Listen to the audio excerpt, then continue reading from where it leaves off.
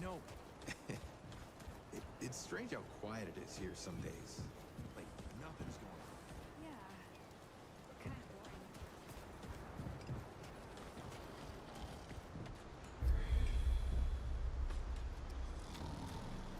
So many new faces these days. Things must be getting a mite easier out there. Welcome, traveler. I'm Reginald Malone, but my friends call me Reggie. You can too. Saw you come in with Bo and Clementine there. Oh, you can be sure they'll do everything they can for your friend. Ain't the first to come through here needing help.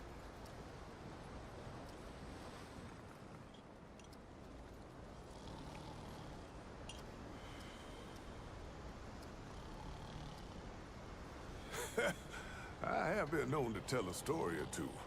Though old Mudtooth does give me a run for my money.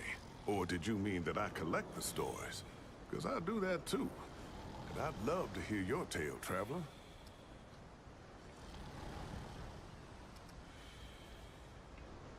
Oh, now that sounds like the start of a damn good story. What brought you out here?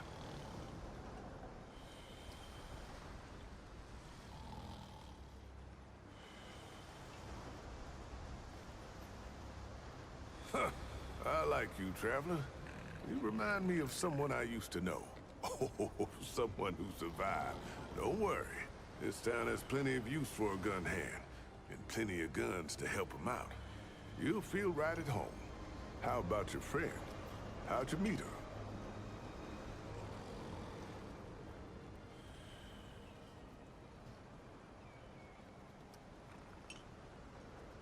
So you, owe her a debt? Or maybe you paid it off by getting her here. Hey, what do I know? I tell you what, though. Ain't no logic keeping tabs for people's lives. We look out for each other because we're human, yeah? It's the only way that makes sense to me. The only thing that makes humanity worth being around. Speaking of your friend, I heard she came in with a nasty case of root rot. What happened to you two out there?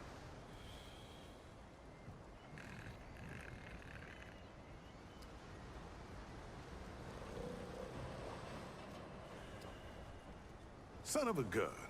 Those sneaky bastards just don't know when to quit. And I'm real sorry to hear that, traveler. It must have been one hell of an experience. I'm glad you made it.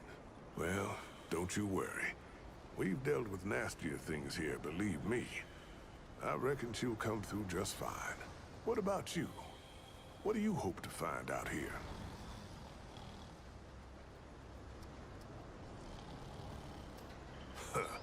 Yeah, there's no shortage of lingering deadwood, let me tell you. We ain't overrun, but we ain't rid of them yet either. So now I've got a measure of you. Is there anything I can do for you? Only the best for my friends.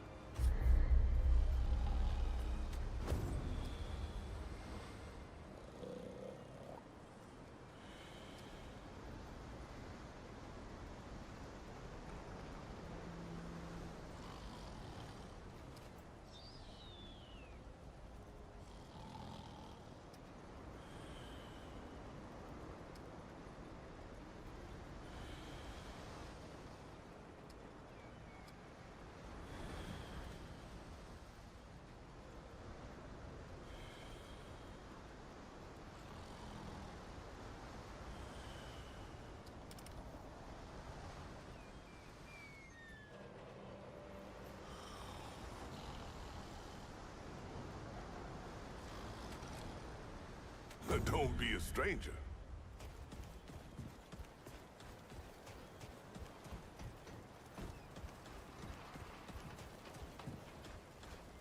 Sorry.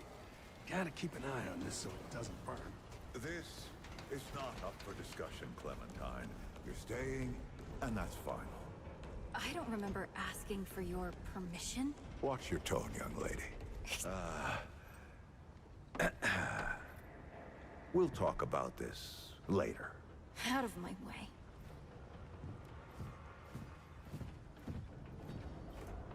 Whoa, what have we here? Ah, the Traveler, of course. Wallace said yes.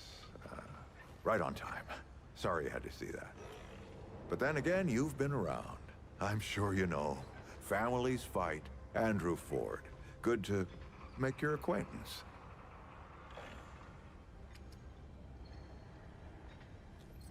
In the flesh.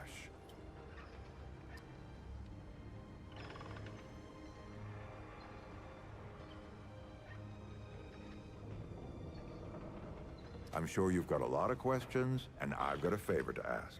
So let's get to it. You first.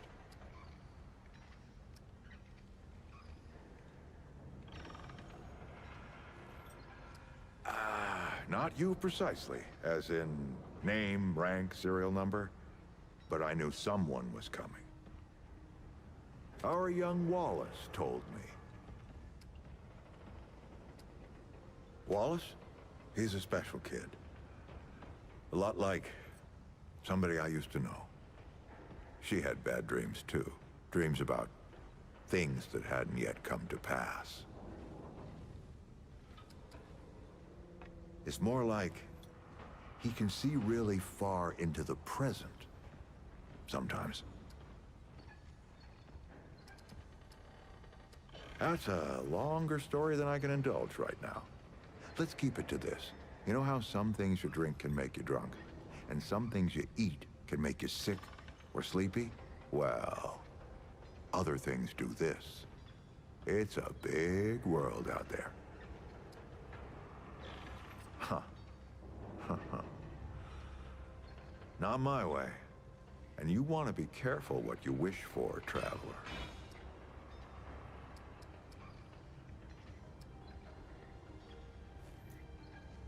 Oh, nothing too dangerous. I've got to marshal my resources. And then we'll get into it in earnest. All right, traveler. Now that you've shot your shot, here's mine. I need an able young scrapper to help an old man out. Talk to Wally. You'll find him out by the docks. After that, gear up, and then meet me at the ward gate. I'll tell you a story.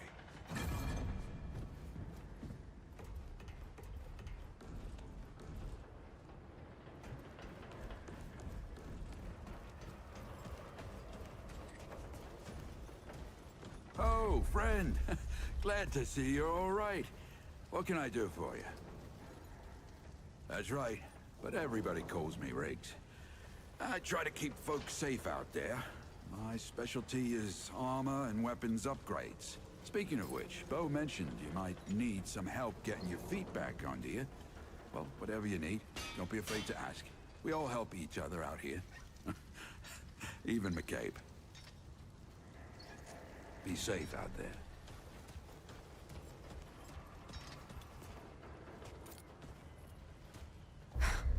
I swear to God and my mother. Did Bo send you over here, or did you stumble your way over here yourself?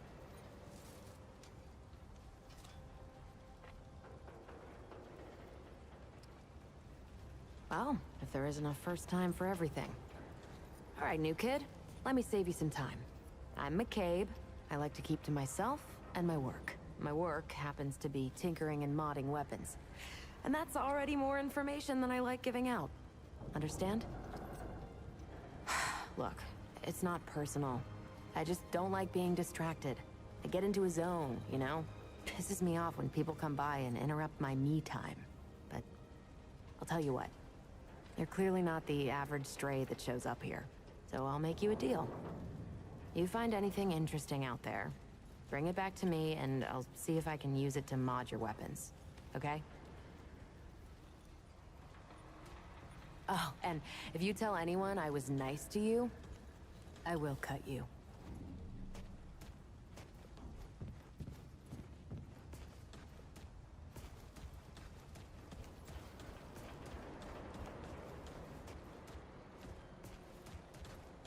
Well, ain't you a right mother? Traipsing in here like you own the place.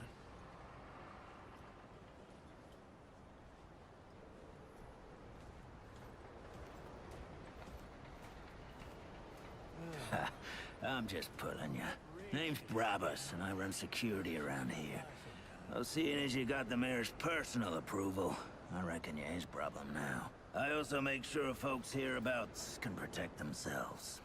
Ain't just the root kicking around. A lot of folks still ain't chummy with this whole rebuilding society business. I should know. Damn straight. A lot of folks only ever learn how to look out for themselves. They don't know any different. I used to be one of them. Up until about 20 years ago, I ran a pack called the Mud Dogs. We took what we wanted and killed anyone who crossed us. It was a dog-eat-dog world back then. We all did what we had to survive. Things might be different now, but a lot of folks can't chew a path out of the old ways. Maybe never will. Why not? Passes the time.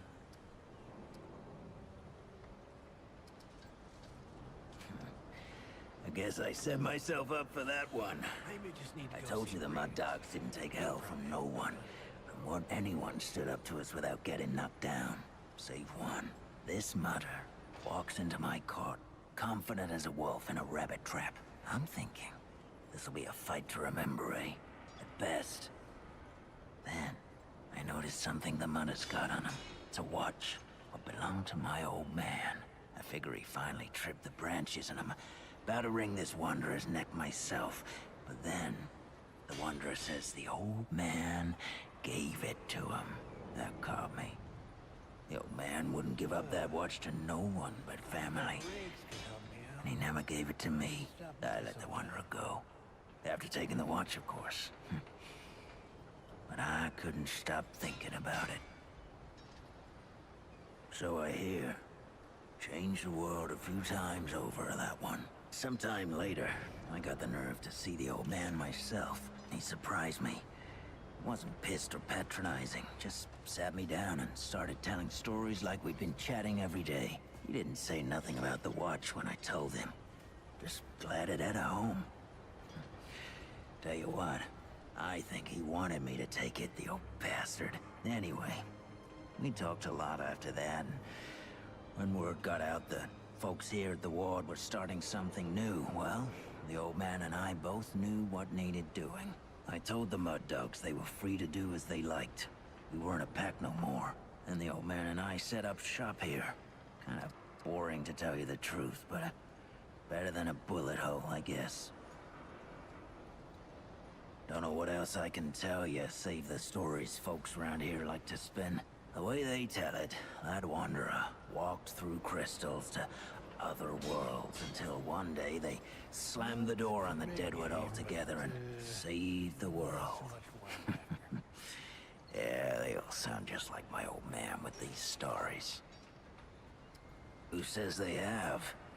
Deadwood is still here, ain't they? Maybe the bulk of them have just moved on or something. I don't know. I ain't complaining, mind you. There's definitely something different about this place. Maybe if I stick around long enough, I'll figure out what it is. Oh, that old mudder. People call him Mudtooth. He's set up over yonder, and he's more than happy to tell you about himself. And then some. You wouldn't know it to look at him, but he was the leader of the Mud Dogs before I took him over. They'd got soft, see? Couldn't hack it in a dog-eat-dog world. Of course, that ain't the way he tells it. We still don't see eye to eye on which of us was right. Disagree to agree, I guess. Those guns at Brabant sells are... Well, the Mud Dogs ran for years. Started out with my old man in a place called Sanctuary, and eventually came out here. We set ourselves up in a place folks started calling Cutthroat Channel. Nobody came in or out without our say-so, not even Deadwood. Yeah, I got a story or two from the glory days. I ain't my old man. He'll talk your ear off and then use it as a chew toy. But at least I'll tell you the truth. It was a bad winter. Real bad. Even the Deadwood wouldn't go out in it. But they didn't need to. Goddamn Earth was killing us all on its own. There was nothing to eat, and I mean nothing. Mud Dogs would raid and steal, but there weren't no one to raid from. We'd threaten people's lives, and they'd laugh like it was a gift. Weren't surprising then when the dogs turned on each other. Started with one fool called Beers. He accused me of hoarding, so I punched him. Soon the whole gang was fighting. It was chaos. Bleeding and shouting and cussing. Finally, they cracked Beers on the skull, and he don't get up. Quiet, I shout. And when I got their attention, I say, plenty to eat now. It's over 100 pounds of meat on your average human stranger. With it like that, you'd be stupid to pass it up. What? You think dog eat dog was some kind of metaphor? Those guns that Brabus sells are better for killing than hunting. That's so. Well, you ever hear of the Root Mother? She's one of them weirdos even the Deadwood left alone. Folks used to see her for advice. Crazy folks, desperate. My mud dog's caught one of these crazies. As he begs for his life, he tells us some secret the Root Mother told him. Place in the sewer, good to hole up against Deadwood, dumb bastard. We killed him anyway, of course. He had food. But one of my boys convinced me to check out his story. That's how we found Cutthroat Channel. Once the Deadwood cleared out, it wasn't so hard to keep it clear. Stayed there for years. So the dumb bastard was right. Had to take it first, and that's a thing only mud dogs could do. Tell you the truth, that dumb bastard would have died anyway if he tried heading there on his own. I got one. There's one of my old man's tales that is true. He used to live in this old chopper. Made a good sniper's nest, letting him pop off Deadwood one at a time. I kept him off for a while, but the mud dogs got wind they were mustering something big. I weren't about to let the old man kick it, so we set a trap up for their trap. Problem was, they moved faster than we thought. We had explosives set around for most of the area, but the Deadwood came too soon. We hadn't set the detonators yet. The old man, though, he wakes in the crack of night, howling, popping off shot after shot at the Root. Well, one of his shots must have hit our explosives, because suddenly, the whole street goes up in flames. My dogs got lucky. Only a couple were close enough to get singed. But the Root got blown all to hell. To this day, my old man thinks he killed 300 of them, all by himself.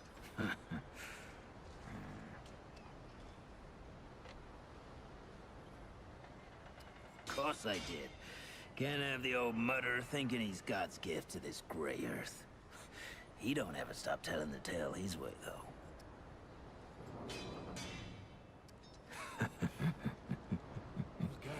Back in the day, whenever a group of folks came traipsing into the mud dog's den, we'd give them a choice. Kill each other, or get killed. He told them we was weeding out the weak. But that wasn't the real reason. That particular tradition started the day Chavis and his gang rolled in and said they wanted to join forces.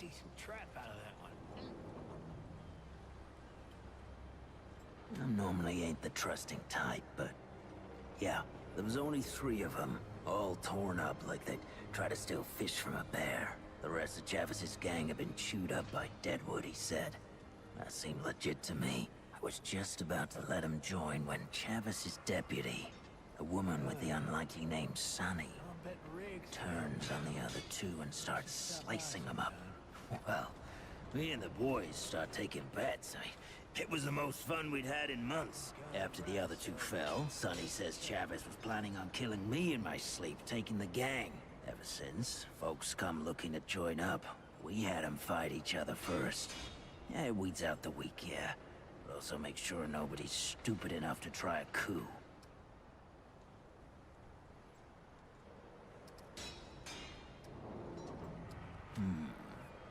Well, I suppose I got one more left in me. That's so. Well, first, let me ask you something.